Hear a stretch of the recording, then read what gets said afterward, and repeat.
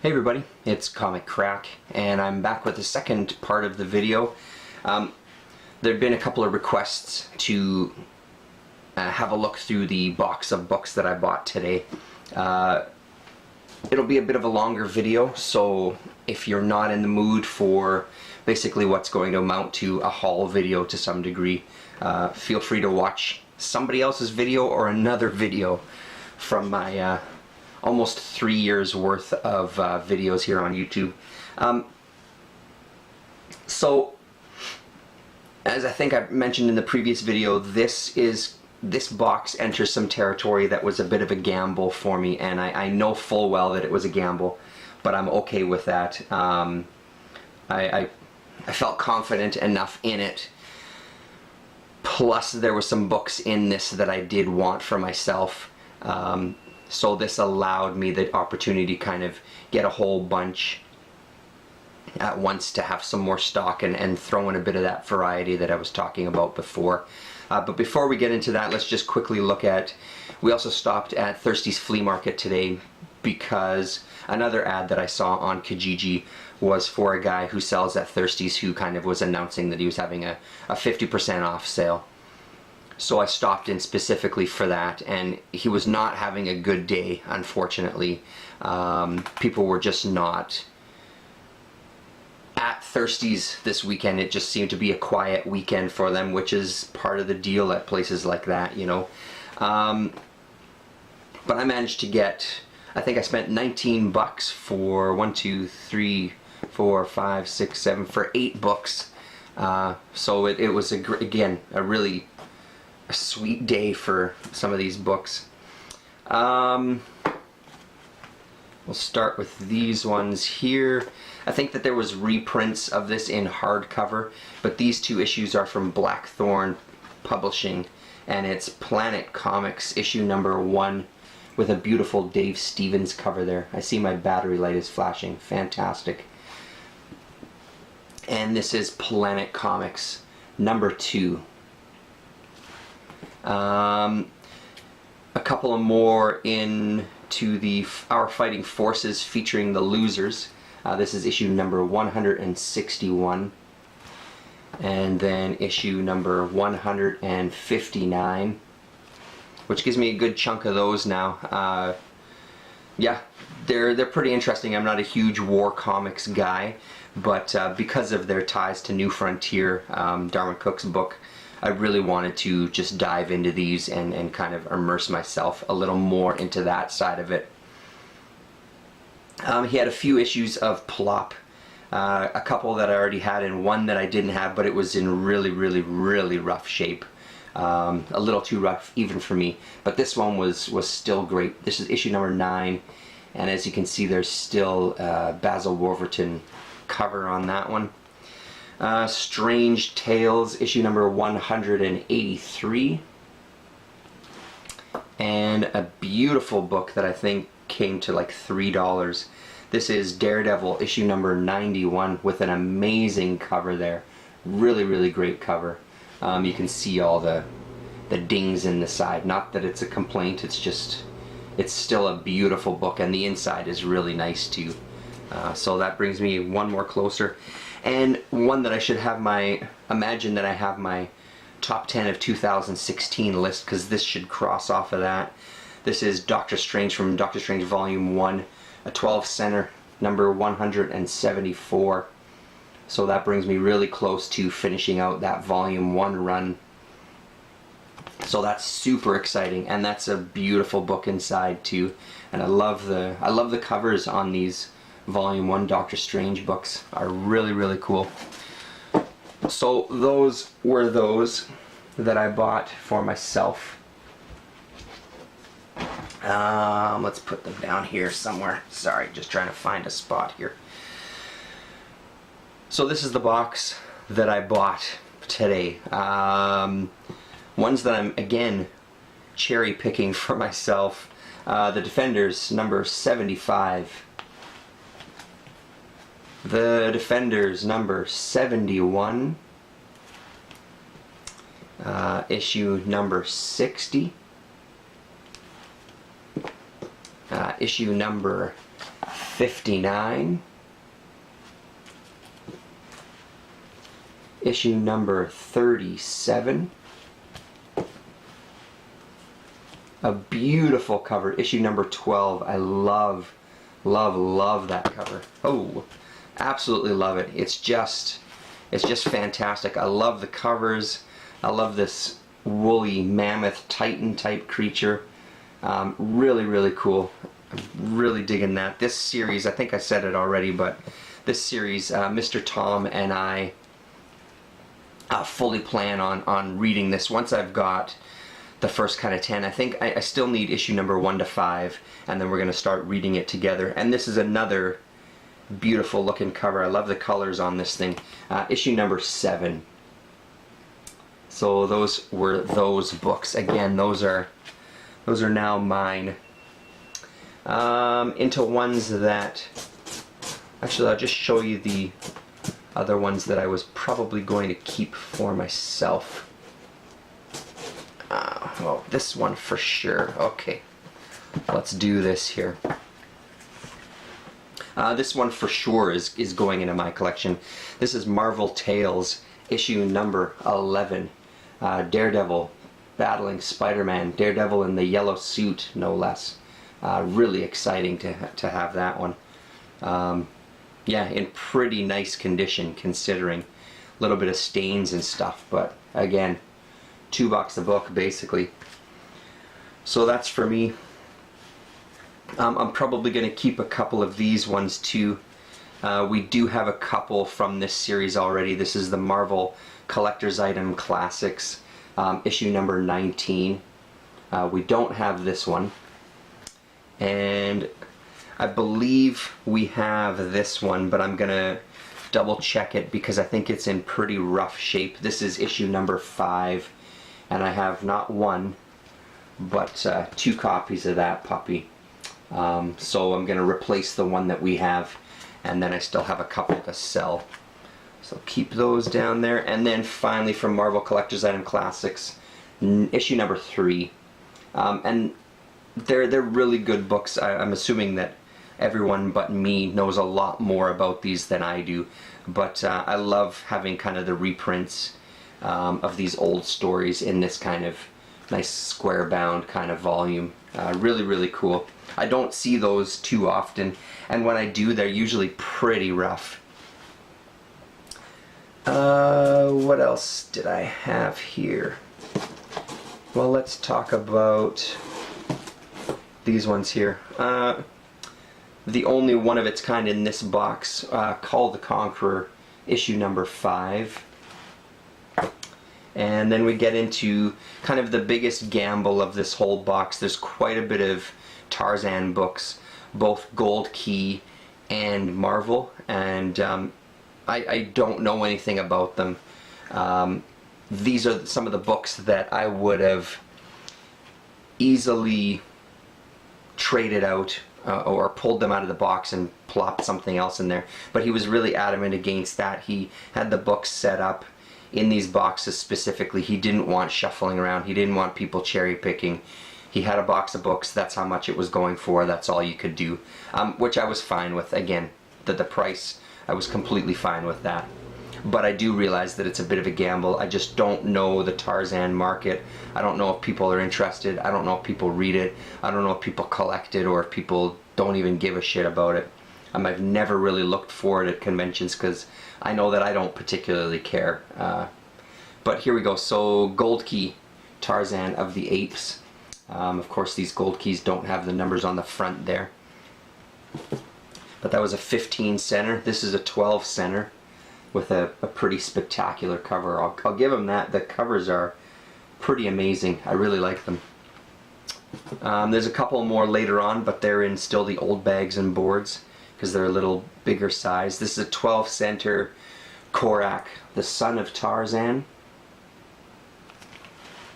And then from DC, this is Tarzan Family Giant, Tarzan Family Presents Korak. That's issue number 65. And then plus the origin of John Carter of Mars and poster pages of Herb's Fantastic Creatures. So there we go. 253, Tarzan the Untamed. Tarzan the Untamed, 252.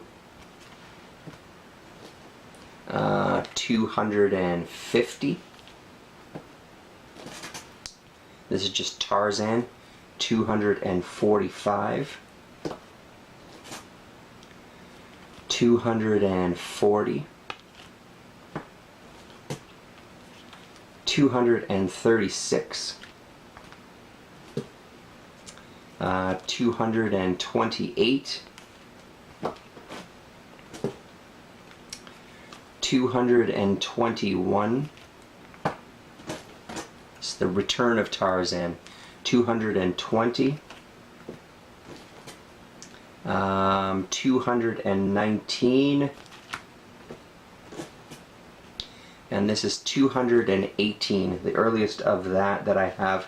I believe when I was looking in the price guide, the DC stuff started in the early 200s. Was it maybe at 201? I don't fully remember right now. Just had a quick look just to get kind of a rough idea of what these books would be going for. Yeah, I mean, and they're all in pretty good shape for the most part, so it's nice to have some DC. Another DC that surprised me a little bit, and this kind of gets into area that I was talking about before, where there's some things I just don't know how to price, and especially when it comes to lower grades, but are still kind of considered bigger books, because this to me is a bigger book. And again, I mean, I've said it again, but I want to make sure that I understand that this is just a guide. I understand that this isn't the Bible, but I do use it just to kind of get a rough idea of what books are selling for according to this. And again, I usually then check on eBay and that sort of thing to see what it's going for in the real world. I would also look at the conventions too to see if I see books like this, because this one I might hold on to for a little while, because I just plain and simply I don't know enough about grading these lower grade books, and I just don't know beyond that how to price these kind of books. So this is the Flash issue number 109, a 10-cent cover, and it's apparently the second appearance of the Mirror Master, and I mean this thing is just trashed, which you can see. The cover is kind of 90% detached, chewed up along the sides and things. But I mean, even in the book, even in the guide, it's saying at a 2.0, $80-something. Again, I can hear you. I do hear you loud and clear. The guide is not the Bible. I understand that. I will be looking more into this. This might be one that I actually ask ETA Nick, if he is watching this. Nick, if you are watching, give me your feedback on something like this when it comes to grading and selling books that are this old, that are in this condition, but still have something that's maybe desirable as far as Flash comics and as far as like a second appearance of a villain or something. So yeah, that one, it just puzzles me a little bit. It was a bit of a surprise to find it in there. I guess I just didn't focus on it the first time I was going through the box. It just kind of quickly bypassed me. So who knows? Who knows? Okay, The Invaders are next with issue number 41, which is again a trashed book. This is issue number 20. Issue number 19. Issue number 16. And that's it for The Invaders. Marvel double feature starring Captain America and Iron Man. Issue number 19. Issue number 16.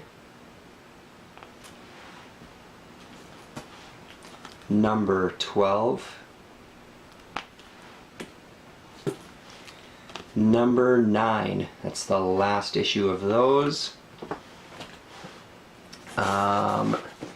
Some Marvel Tales starring Spider-Man. This one I know my brother also has a copy of, issue 127. And then the only other one was issue number 108. Captain America and the Falcon, number 170. Number 142. Number 132. And then way to the other end of the spectrum, number 615. This is a Brubaker issue. I find it odd that it's the only one that he has in here, so I haven't looked into the possible, if any, significance of that one issue. But it does seem fairly random. These are a mini-series, The Last Defenders. It was a 6-issue mini-series. There's 2 copies of part 2 of the series here. Sorry, you can't see that. Unfortunately, issue 4 is missing. So it might be one of those books. I really like something that we've had success with when we have gone to the convention is making these little mini-series packs and selling them as a complete series. I would almost be inclined to really dig for copy of number 4 just to add to this, to have one complete collection of it. That's also part of this box's appeal to me, is kind of having a box or a nice chunk of books that are under $5, possibly even like $2 or $3 a piece, to kind of bring anything to kind of bring people to the table. Obviously, we do have a 50-cent box when we do the convention, and that normally gets picked through a lot. And that's one of the things that kind of gets people to your table. I feel like stuff like $2 books would get people to the table as well. And something that gets a lot of people looking at the table are those collections where we have kind of bagged up an entire mini-series or a good chunk of a run, like 20 issues of a bigger run or something. My friend that I set up with has had more success with that, but I've also sold a couple of things along those lines as well. So that would be something I'd look into getting the last issue, just to be able to have another mini-series, especially with the Defenders coming up eventually. One that is just kind of trashed and wrinkled and torn is some more Gold Key books of Tarzan. This is Tarzan of the Apes, a 12-cent cover. Yes, low battery, I understand. Another 12-cent cover of Tarzan of the Apes. This one's not in bad shape. This is another 12-center. Tarzan, Lord of the Jungle, the 100-page, from the 100 Pages title, I guess. This is number 232. Yeah, it looks really pretty rough with some Joe Kubert there, but that's that one. And the other one from the 100-page specials, 233. And then a big chunk of Tarzan, Lord of the Jungle from Marvel. This is issue number 29. Issue 27. Issue 26. 25. 24. 23. 22. 21. I'm going to fire through these a little quicker. I'm hoping to polish this off. Issue 20 before the battery on the camera dies. Issue 19. Carrying on with number 15 and Number 14. Number 13. Tarzan, the Lord of the Jungle. Number 12. 35-cent covers here. Number 11. Number 10. Number 9. Number 8. Number 7. Number 6.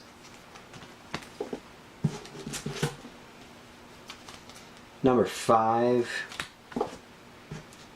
And then this is king-sized annual number 3. And a second copy of king-sized annual number 3. And finally for the Tarzan, this is king-sized annual Jungle Tales of Tarzan number 1. 1977 it has as a year on that one. And then finally, last but not least, are the remaining Defenders books, which I've already contacted our friend Garrett, Comic Guy Rules, about, and he actually needs all of these minus one of them, so I'm gonna pass along the savings to our fellow YouTuber. This is issue number 123,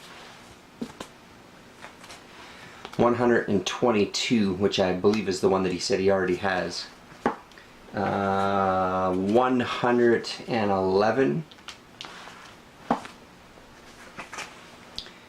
issue 100, number 94, number 67, number 65, really great cover there. It's in pretty good shape too. Number 65.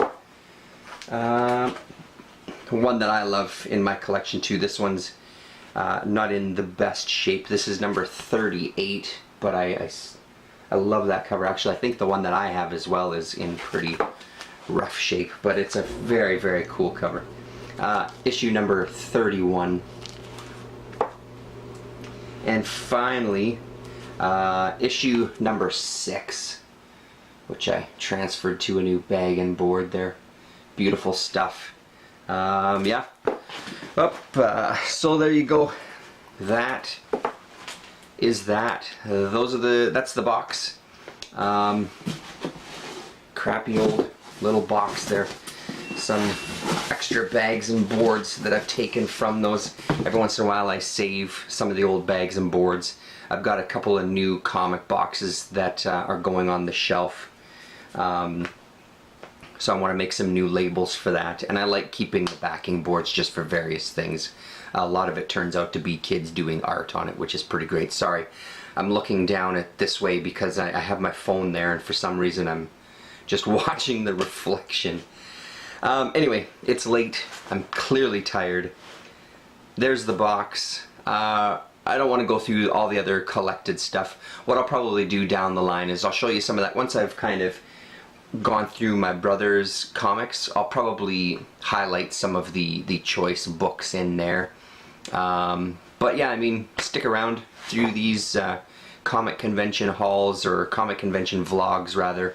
I'll keep talking some more about my experiences, and I'm curious how this box will go. So once I've had a bit of time with these to sit and hopefully sell them, I'll do maybe an update on these collections themselves to see how things went.